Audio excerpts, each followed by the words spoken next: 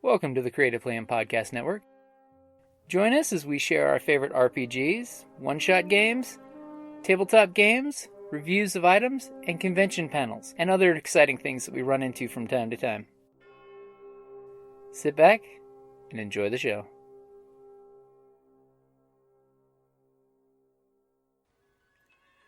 Hi, this is Kelly, aka Trixie from Ragnarok and Roll, a Scion to Ragnarok story, and Tilda Wimblewick from D&D Journey of the 5th Edition. First off, I would just like to say thank you to everyone for listening to our varied adventures, as well as for rating us on iTunes and rpgpodcast.com. If you haven't rated us yet, we would greatly appreciate it if you could. And if you're looking for more ways to support our efforts, we are now on Patreon, a great site where you can help us continue making more podcasts, as well as some special surprises for our patrons. If you can, please look us up at www.patreon.com/cppn. Every little bit helps. And again, thank you for listening. All right, let's just go old school. Yeah, we'll just talk about it. Throw caution to the wind.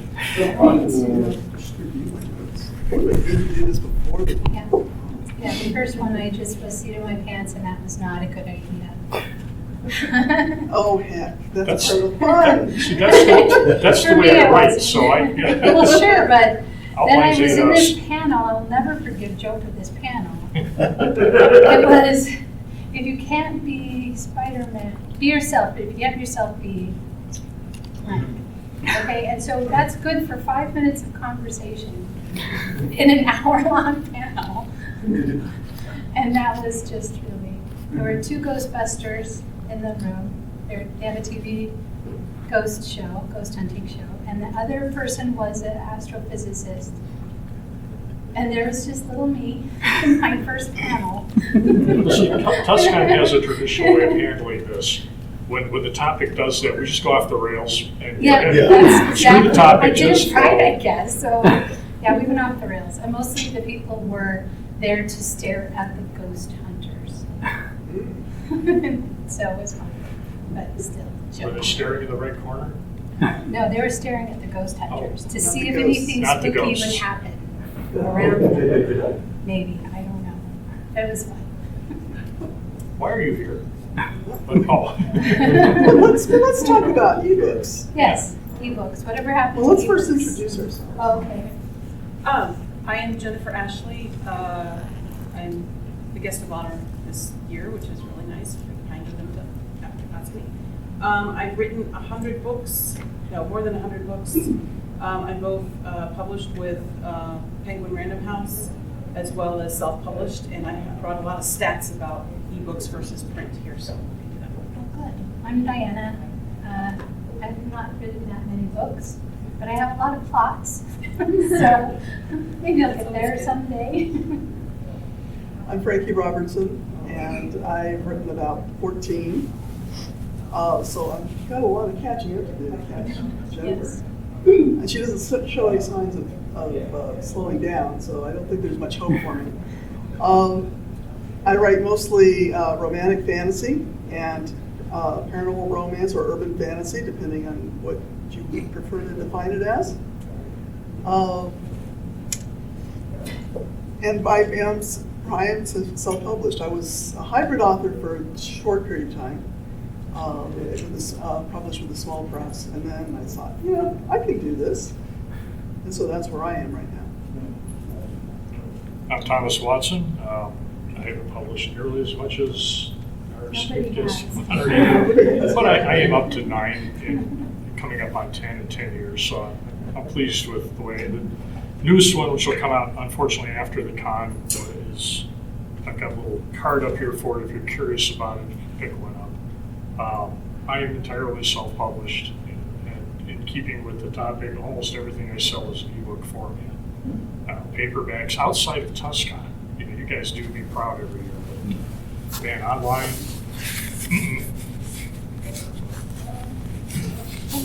I have a book coming out in the beginning of next year. The third in the Chloe series, which is a post-apocalyptic trilogy so far. Also, I've written some novellas I'm thinking we'll put into one volume, but maybe we'll just do 99-cent ebooks or something. We'll see.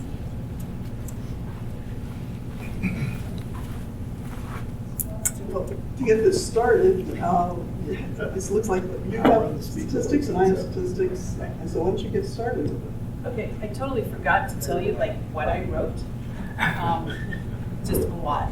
You're still reeling from the numbers. I've been doing this for a while. My next, in February, it will be my 20th anniversary. I'll have been a published author for 10 years.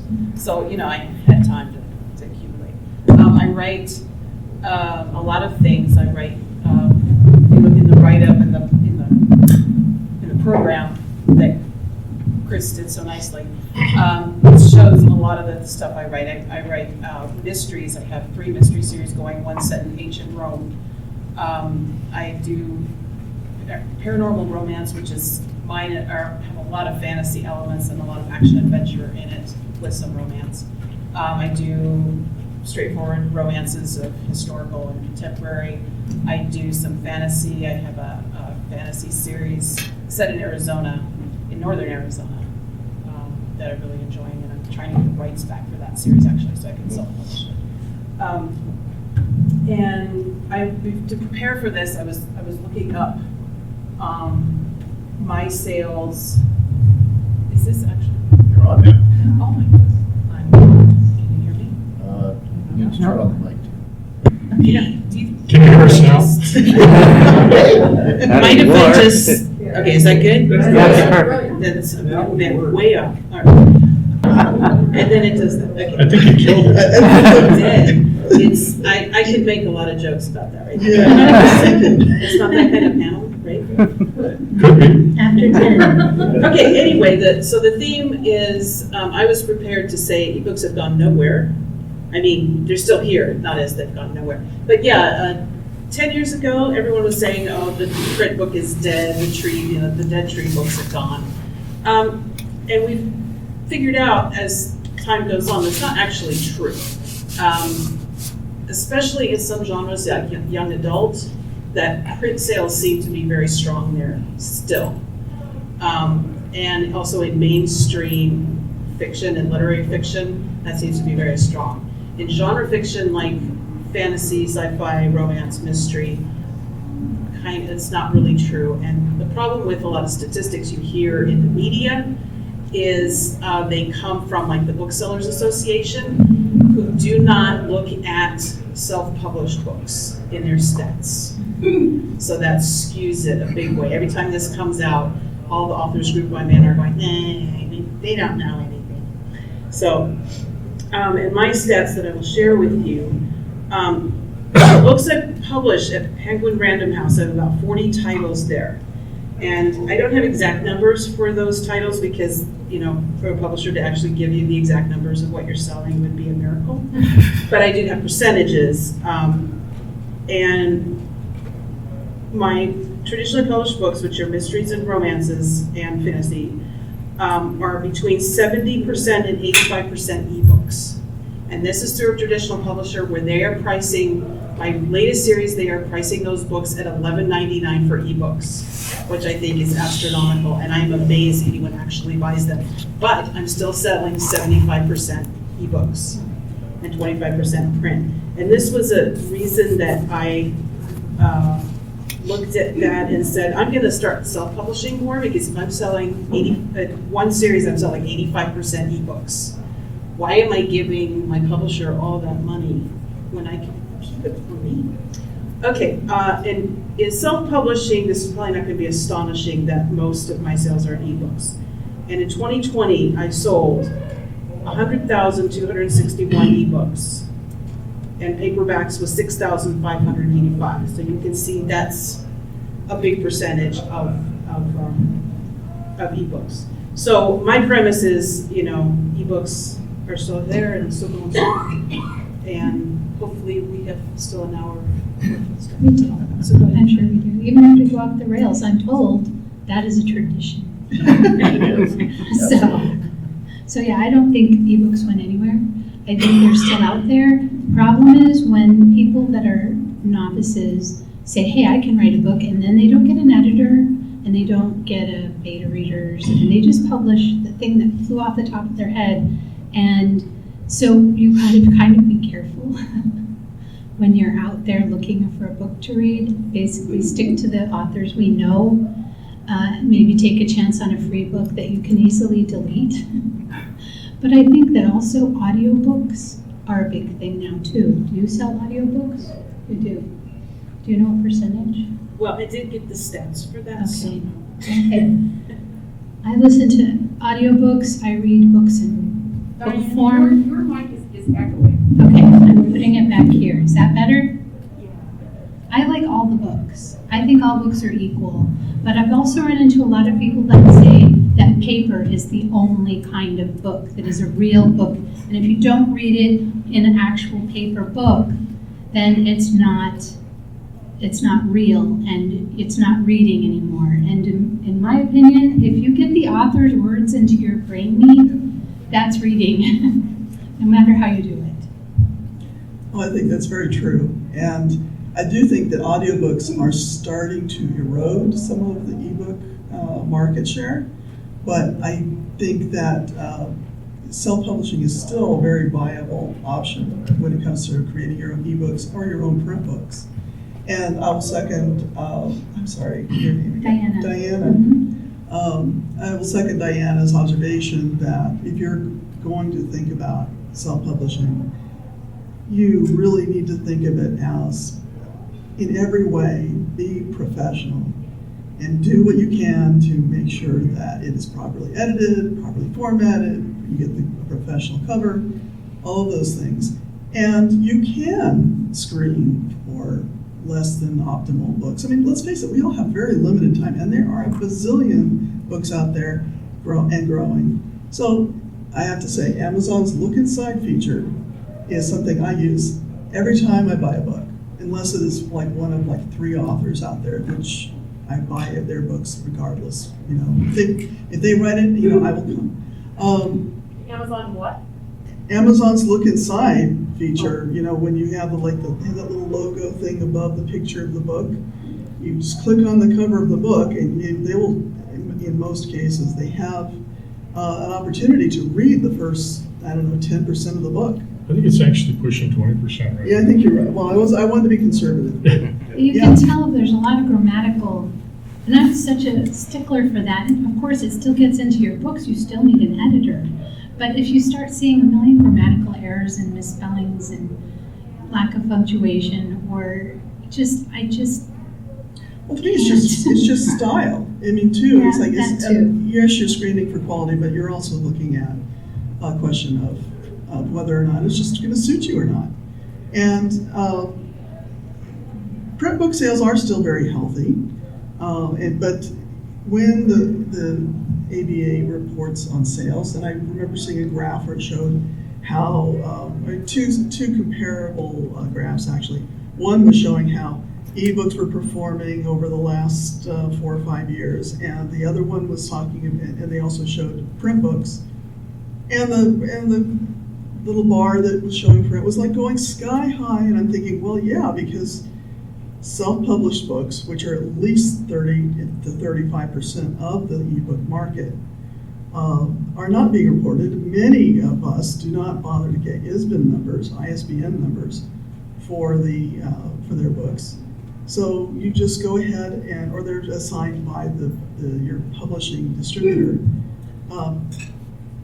Those things are not being counted the same way as the big 4 now? Yeah, well, it's still 5, but they're fighting to get. Yeah, whatever. But so those numbers are skewed, and you can't always trust the numbers. You have to look at where. Actually, this is true for any piece of information you get off of the internet. Consider the source. Always. automatically. The closest thing I know. He has a question. Well, actually, I just wanted to mention something. I had an experience with, on the Look Inside feature, you should go on every website you're on and look inside your own books. I found on Barnes & Noble's website that they had stripped all the quotation marks out of my books.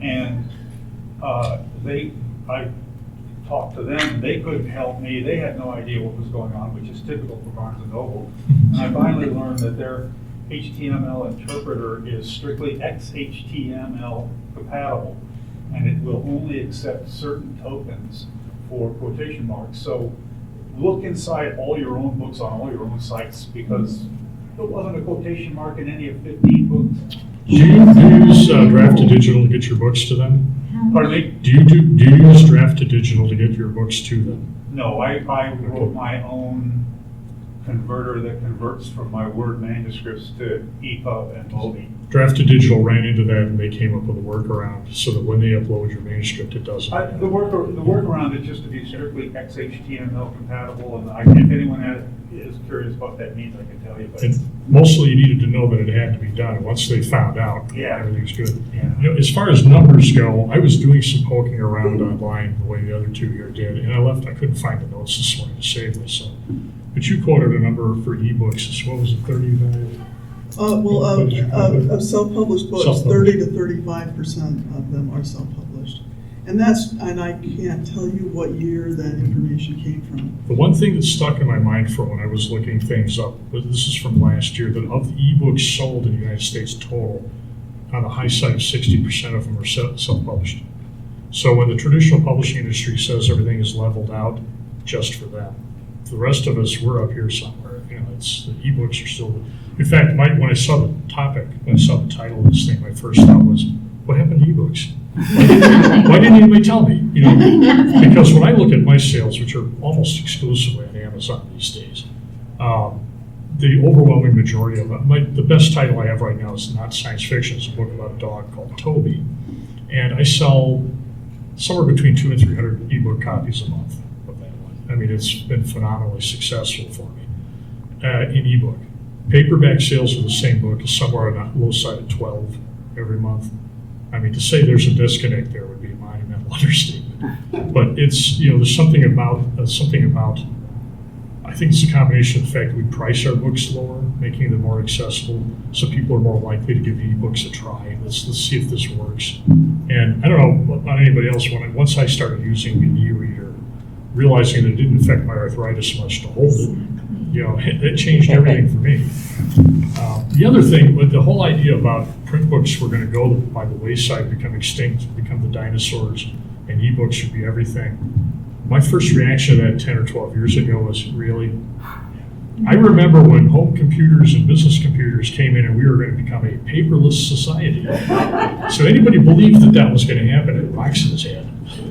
Now, I work in a law office and we're supposed to be paperless, but it's not ever paperless, but we don't have as much paper as the other smaller law firm that's right in our same space. They have boxes of paper. We have, for all of my 5 case files, I have this much paper, whereas they've got file cabinets full of paper. So we're doing it, but it's never going to be paperless. And we have to remember, we're still early days.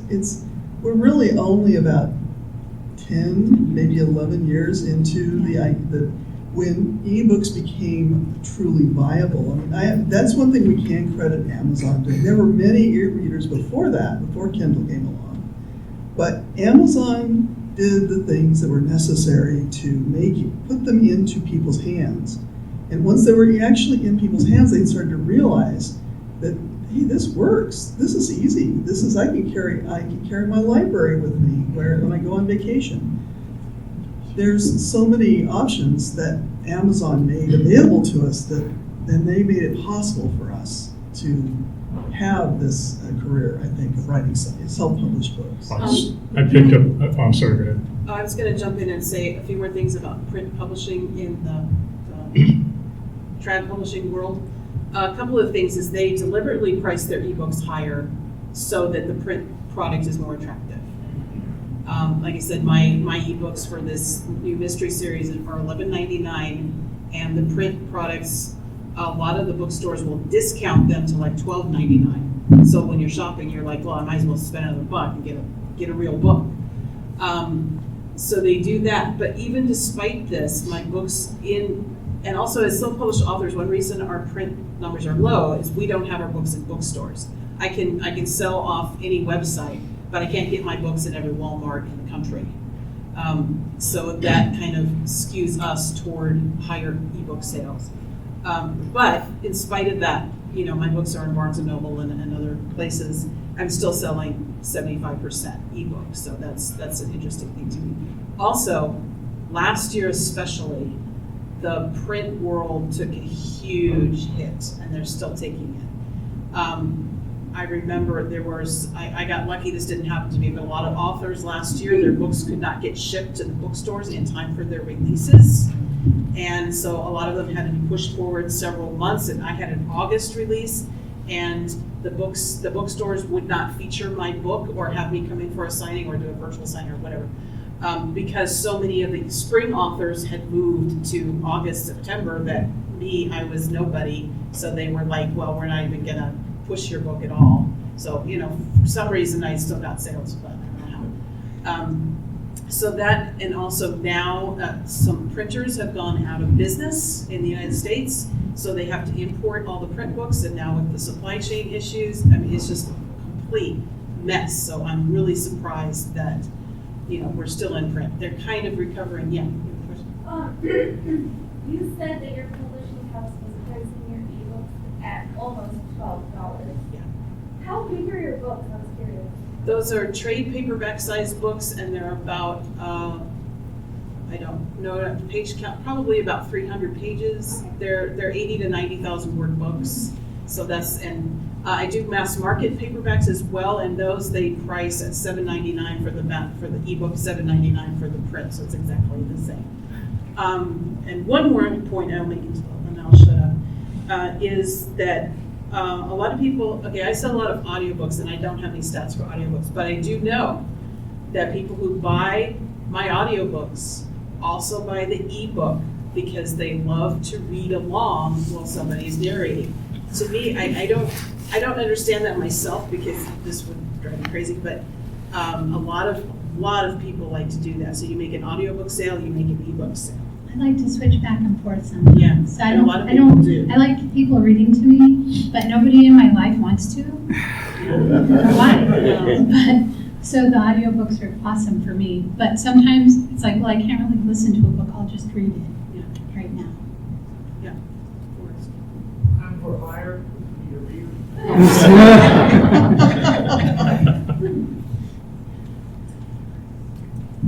Speak up.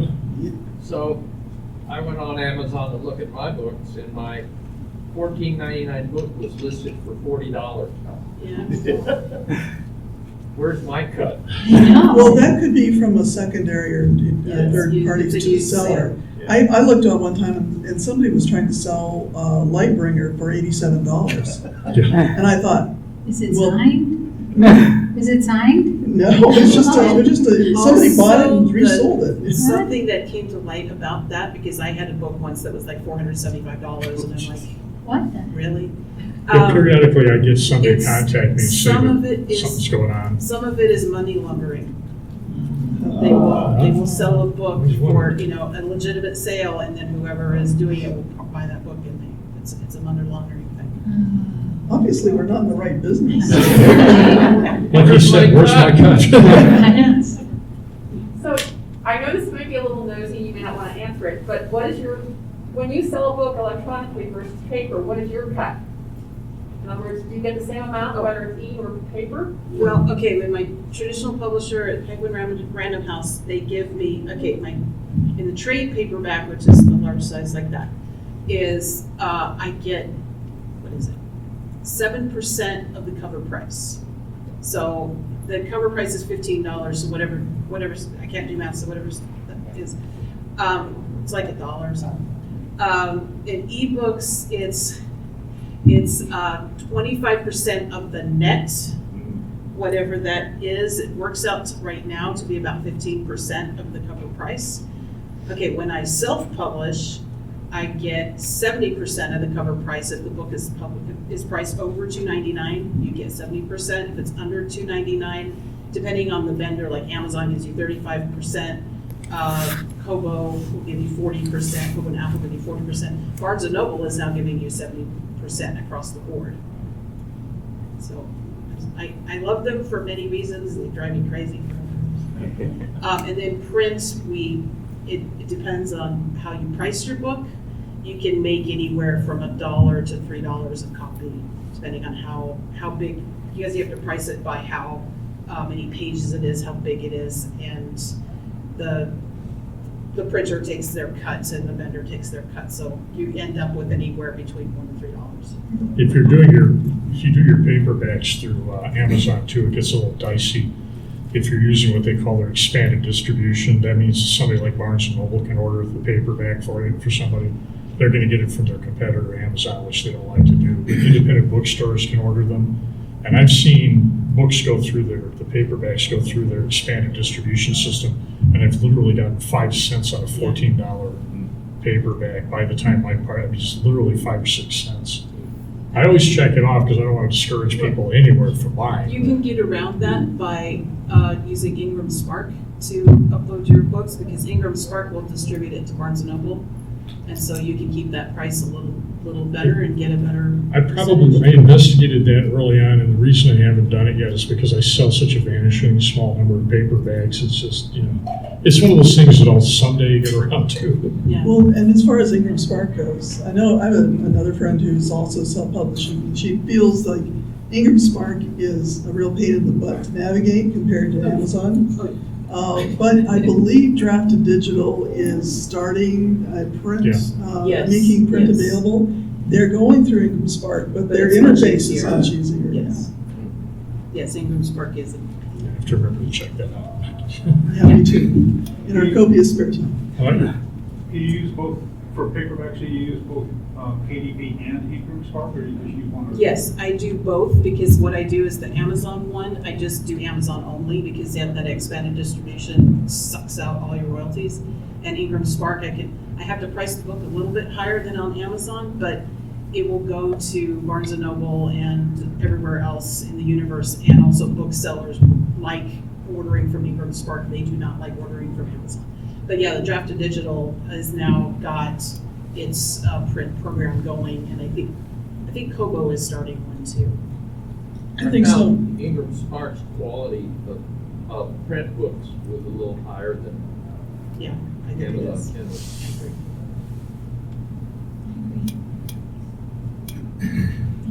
Middle there. How do you go about marketing your ebooks? Trying to get them Great difficulty. Come here and say my book is awesome. That's one. Yep, that's one thing. Well, there are a variety of places that you can run ads, and those help improve your visibility. But what I have found, probably because I'm not as aggressive about what I could do in some of the free venues, I just don't have the name recognition yet to get people to say, oh, well, let me just check out the new Frankie Robertson book. And really, like I jokingly said there's a bazillion books out there, but I think that's actually pretty close. There is a tremendous amount of competition. Even if you discount the 70% of ebooks out there that are direct, there's still 30% of a bazillion is still a big number. So there's a lot of competition. And I have found in my own experience that the only venue that produces a positive return on investment is if I'm lucky enough to get a BookBub feature. That produces a bigger spike in sales, and it produces a longer lasting boost in sales.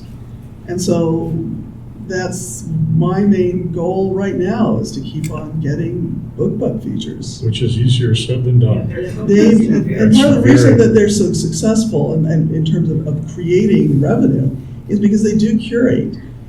Whereas some of the other ad places will give you 25 or 50 books that they're promoting that month, or that day, you'll get a promotion, a newsletter that promotes 7 and from BookBub. And that means that you get a lot more attention from the people receiving that. People trust them. The people who subscribe to their newsletter trust them to only offer good books. How do you go about getting that? You submit and hope. Okay, I just came off a conference last week last weekend, which was it was an author conference, and it was all about marketing. So I'm like, yeah, I'm really pumped up to do this marketing. So, and these are from people who have written more books than me in a shorter time and make like millions of dollars. So I said, I'll listen to them and take notes. Anyway, for BookBub, what you do is you persistently submit. What I do is I have a list of books that I'm willing to discount. And as soon as they reject one, I am right back with the next one. I mean, an hour later, I can go, oh, they didn't take my submission. They rejected me. Okay, here's another one. And my attitude is I can do this all day. Every time you reject me, I'm getting another one. Another thing you can do is, okay, for that, if you submit one book and they reject it, you can't submit that book until another 30 days or a month later. However, if you submit a book for, say, a 99-cent deal and they say no, you can turn around and a minute later submit it for a free deal, and they might say yes. It's actually easier to get a free deal because, I don't know why, but it is easier to get a free deal from them. And free is good. A lot of people don't say I can't afford to give away books, but yes you can. They're best for first in series because you grab the reader's attention in your first book and they want to read all the others. It's most effective if you have a series that has more than 2 books in it. I started promoting a series when I was on book 10. I got a BookBub on book 1, and I took that series from doing okay to that series making USA Today on all my new releases. Okay, it was doing it's okay, but now it's like my biggest seller, and it's my bread and butter series. And it kills me that this year my schedule got mixed up and I couldn't get a book in that series out this year. But he's coming in March. But anyway, so with BookBub, persistence is key, and just don't get so emotional about it when you get rejected that you can't keep going and they even say, the ladies from BookBub was at this convention. So she said, basically when they reject you, they're just saying, we don't have a slot for that right now. They might have a slot for it next month. They might have a slot for another one of your books. I don't know what voodoo they use, but they just have this criteria. And I've had a book do really well in a BookBub and submit it again like 6 months later and they reject it. And then 3 months later they take it. So there's really no rhyme or reason, it's just you just gotta keep hammering. I think they have a variety, and they need to fill up the slots in that so that there's something for everybody. And if your book is wide instead of in Kindle Unlimited, you have a little bit better chance. Everything she said. Well, exactly, and so that means that if you're somebody who's really serious about writing, you write a lot of different series so that you can submit the first book in a lot of different series. Keep rotating through them. That's my goal now, is to expand the number of series and also to to improve the speed at which I write so that I can put out a book in every series, or at least a book in 2 series a year. Gee, what do you write, about 6 books a year? 5 to 6. Yeah. 4 to 5 books a year. Yeah, outside of... I was interested in knowing if you could tell us what that convention was. What? The author marketing convention? Oh, what it was called? Oh, that was called Romance Author Mastermind. And it's an invitation-only convention. It's very expensive, worth every penny. It taught me more than I have learned from any other convention ever. So, but if you just say Romance Author Mastermind, and it's not just for romance authors, even though it says romance. They do have a lot of mystery authors, a lot of fantasy authors in it too. If you Google that, there's a website, and you can put in, there's a form you can fill out to show your books. Have you been to Maine? No, I have not. I hear that's a really good one. I haven't been. This one, I think, was better. There's a lot of hands. A lot of questions. I think you were next. Frankie, you said you wanted to expand the new series, but there's a school of thought out there that you should write one series and write the 37th volume in that series, and that's how to maximize the, revenue. I'd be interested in anyone on the panel, but especially you, Frankie, on that concept. What do you think of that concept? I think that has merit. I don't know that I would go to a lot would depend to me on how well the series is selling. It's like I have, this book has been featured numerous times with the BookBub feature. I've been very fortunate that it fits into a category that is underserved. So they will almost always take it on the first go. And then sometimes I have to submit it a second time. Oh, poor me. But the other book series that I've written, I've submitted the first book in that series, I don't know how many times, and it still hasn't caught. So I think that, and as a result, that series just doesn't perform as well. So I think that also by having a deeper series, anywhere from 4 to 7 books minimum, in that area, minimum 4. If you make the first book free, you wind up selling more books. I mean, because if that book is featured on BookBub, you will sell books, and it will make a difference. There's a flip side of that too. That school of thought is largely coming from self-published authors. Yes, it is. When you go, and I recommend this to people who want to publish their own stuff, there are groups aimed at readers only, places like Facebook and Goodreads. You don't have to spend a lot of time participating, because you should follow them and get a sense for the opinions. And the longer a series gets, the more animosity it generates. Because there is a large group of readers out there that really get tired of people not wrapping. They see it as a money grab, lazy. You're not developing anything new, you're just reiterating the same thing. And series out there that have 10, 15, 20 or more volumes in it, very quickly you start seeing nothing but somebody will post, have you seen the latest in this one? And the comments are generally negative. So there's a limited there's a limit somewhere there. I don't know what number you can stick to it, but there's a limit to how far you can get away with that before the people who are reading the book are just not bothering to say anything, and the people that are averse to this kind of endless series idea.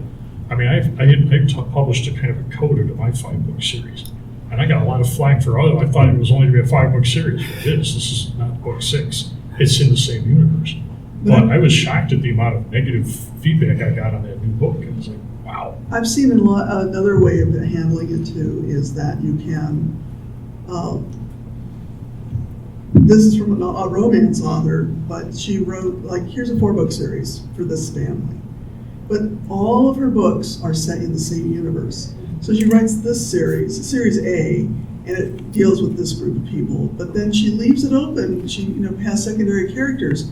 And she goes, okay, now here's another series. It's all, the tone is the same, the milieu is the same. Robin Hobb does that. Yes, and I was thinking of Grace Burroughs, Right. who writes historical romance. And I don't see the same kind of negative feedback from that tag. Yeah, Because it's that works better. connected series, same role, different entry points into that Yeah. series. So each one has the overall story arc, beginning, middle, end, for the 4 or 5 books? Or they're connected arcs. I mean, I'm about to embark on something like that, the 5-book series I mentioned. At the end of that, there are 3 children involved who have been born during this conflagration period. And I'm setting a set of 4 books, 20 years, 22 years in the future from that point. And it's their adventures. These 3 kids are growing up and they're adults now. They're finding their place in the universe. It refers back to the events of that series. Their parents are in the very first book, those adults that were fighting that war. But nothing really carries over into that story arc from the original story. But they're very definitely related because these are the direct descendants of those characters. And I'm hoping by doing it that way, I don't get the pushback that I see sometimes. Let me just add, I am famous for writing a zillion series.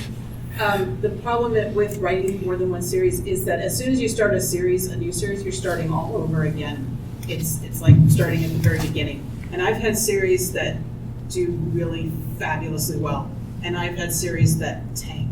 So you just never know. And you think, well, this series did well. If I do another one, those readers will come over. They want that. They don't want that. Oh, so you are kind of starting from there. That distance stopped me. Nora was. So I was going to comment on Jim's thing as a reader. I'm not a writer. I will never be a writer. If you're writing 20 books in a series and I walk in looking for a new author and I see 20 books, I go, I'm not going to make that investment. I'm sorry, I'm not going to start a 20-book series. Okay? I have read some 20-book series. I might. Okay? I might do. But I started with the author who was the first or second book. I much prefer a new series. It can be in the same world, but a new series. Brandon Sanderson wrote the 13th book in the Wheel of Time 24 years after Robert Jordan published the first one. Yeah, the only endless series I've encountered so far that I can tolerate, and do more than tolerate, is C.J. Sherry's Foreigner books. Those ones I stopped reading after number 9. She promised it was going to be 9. Hey, it's C.J. Sherry, she doesn't have to. And when I showed some number 10, I almost thought about selling my number 9. For some reason, I'm able to just keep cranking along, and it's literally anything else that's gone that length. I've forgotten, somewhere along the way, I've forgotten that I was writing the books. And somebody will say, "Oh, did you read volume 906 yet?" And it's like, "Whose?" Did you notice book 21 had the epilogue? It might be over. Well, she's very, from listening to her talk on Facebook, she's definitely looking for an end point because she ain't getting any younger, as she puts it. This woman had a question. I was gonna mention the fact that one of the really, really lovely series that you have is the Mackenzie series. Yeah. And you start out with the first 2 brothers. Yeah. And then I'll repeat it. Just by the end, you're going back, you're time traveling back into their ancestors and, now the kids.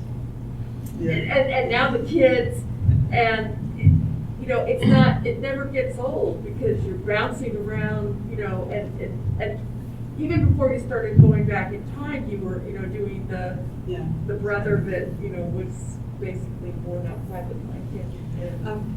I'll just repeat what he said. So she's saying that I have a series called Mackenzie's, and it's a Scottish historical series, and that started out with the 4 brothers, and then eventually I had about 6 of those books. Because I did a nephew and an illegitimate brother. And then I went back in time to the 18th century and the Scottish Uprising, the 45, and I did 3 books there. And then I came back, and now I'm doing the next generation. So I'm keeping that series going, but I'm kind of saying this is this piece, this is this piece. And that's, here's how to mark it. Tuesday, the first book of what I'm calling Mackenzie's 2 comes out, and it's the oldest son of the son. So, and I've got a lot of my pre-orders are very high, so people are still invested in the series, I guess. Well, I think that's one of the advantages that the romance genre typically has over the science fiction fantasy series issues, is that in romance you have connected stories, but each story stands on its own. So if there's 20 books in a series, you can pick up any one of them, read it, and have a satisfying experience. You don't have to worry about what came before or what came after. You can read them in any order and still have fun. Whereas I think more often in fantasy or science fiction, there's a series arc that if you don't get it at the beginning, it's harder to get figure out what the heck is going on. Oh, it would be impossible. I mean, the series I keep referencing of my own, if you picked up book 3, and I know somebody who did that, it's a good story, but you're wondering about a third of the way, or you're wondering what the hell is going on here. Who are these people and why are they in this situation? You would hope that your writing is still good enough that they enjoy the story without knowing the background. Well, he finished reading the book and sent me a note. He reviewed it on Amazon and said, I'm going to give this a 5-star review because it was good enough to keep me, even though I realized I've screwed up and started in the middle. And then he promptly bought the first 2 books and reviewed those, and everything worked out well. But I sat there reading the review thinking, well, not really thinking, just looking at the review and going blank. It's like, why is this guy reviewing this book? Read the other 2 first. You keep raising your hand. Have you, any of you had dealings with Smashwords? I did Smashwords. Oh, Smashwords. I did at the beginning, and when they were still new, And I felt as though it was, I don't want to badmouth it. I felt like it was kludgy and it wasn't, and it didn't look professional to me, that compared to some of the, other people took the concept and did it better following on. And so I withdrew my books from them. And then I went, and that was early days, we're talking about 2012, because another author I knew said, because that was right when Amazon brought out Kindle Unlimited. And you had to be exclusive to Amazon to take advantage of that. I didn't hop on the bandwagon right away, and she did, so she managed to, scrape up a whole bunch of money at those early days, and then Amazon kept on sort of making adjustments to how it worked. It didn't really get, I think, properly refined until 2015, when they changed how they paid. And that's when I really got involved with it. And that's actually another issue, is that subscription services are another big source of income for people who are selling ebooks as self-published authors. It can be a big chunk of your income. Well, for me, if I had to choose between Smashwords and Drafted Digital, I would definitely take Drafted Digital. Smashwords, I'm grateful to what's-his-face at Smashwords, because he really had one of the first avenues that we could self-publish, to Barnes & Noble, to Kobo, to Apple, was one of the first ones. But it's like, it hasn't changed since 2011. It's still they're still doing the same things, and everyone else has kind of moved on. So Drafted Digital is actually... Do they still call his system the meat grinder? Yes, it's still called it. Literally, you go to Kindle, you go to KDP or to Drafted Digital, if you have the right document format, Word document, properly formatted for your computer, basically, you upload it, it's for sale in 72 hours. The last time I tried to upload anything to Smashwords, exactly the same quality document, it took 4 tries. At which point I quit on that one and pulled the other books out, because I'm thinking, I'm spending days trying to get this book up to these guys, and they're not selling. The books aren't selling through them, so I went to Drafted. Okay, so Smashwords, no. No. Don't even. There's one other thing that's interesting about self-published books, in that 67% of the top-ranked self-published books are by women. This is an opportunity for women. It just happens to be that more often men are ranking better with traditionally published books. We're not sexist. But women because also women tend to write romance more often than men do. Right, but romance is huge. Romance is huge. It is $1.44 billion. Yes. And if you don't, I don't know. I know a lot of guys that love romances. So, oh yeah, I do too, yeah. They just don't want to tell their buddies. Does romance include erotica? Yes. Well, erotic romance. Erotica is different, but erotic romance, because romance has to have that happily ever after, and it doesn't matter if it's polyamory or whatever, but it has to have that HEA, as we say. By erotic romance, do you mean what's called sexy romance versus sweet romance?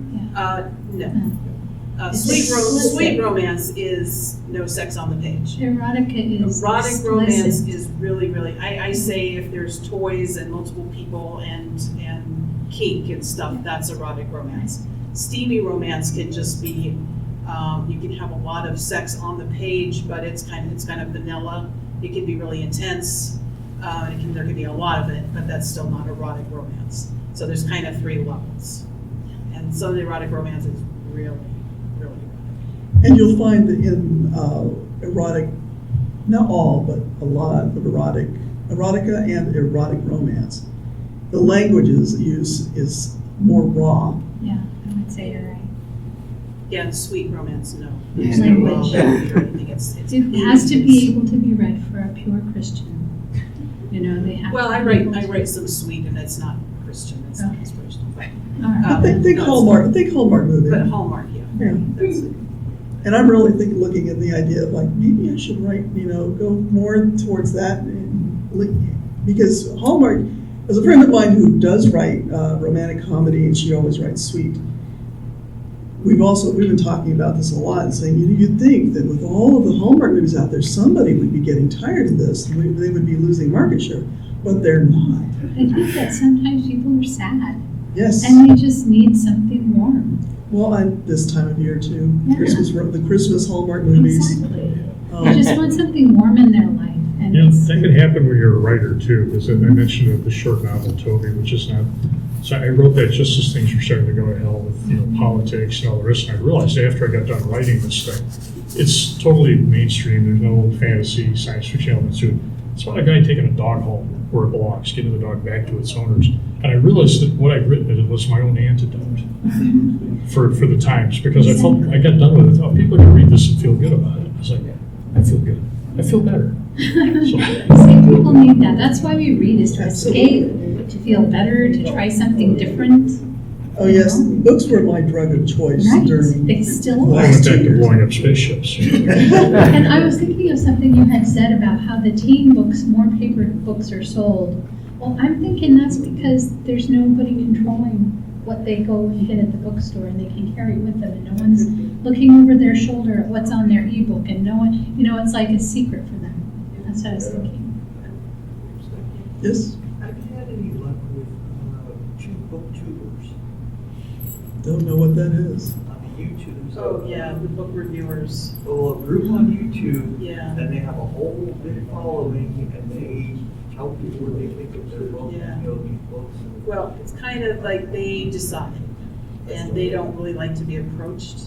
That's what I've had problems. And it's also, they don't like to be approached, they wanna sell what they like. And also on TikTok as well, the book talkers is the same thing.